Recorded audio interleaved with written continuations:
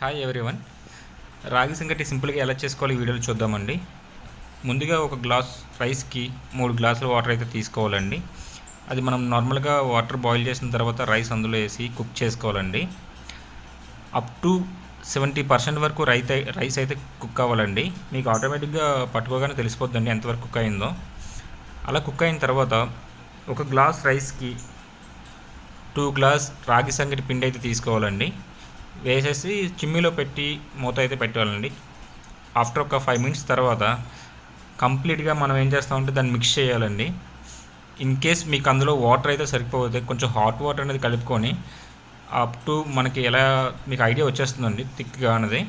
అలా మిక్స్ చేసిన తర్వాత ఇక్కడి నుంచి అయితే మనం అందరూ జాగ్రత్తగా వినాలండి. దీన్ని మనం ఎలా అయితే బాల్ కింద రావాలో అనేది మనం చూస్తాం కదా.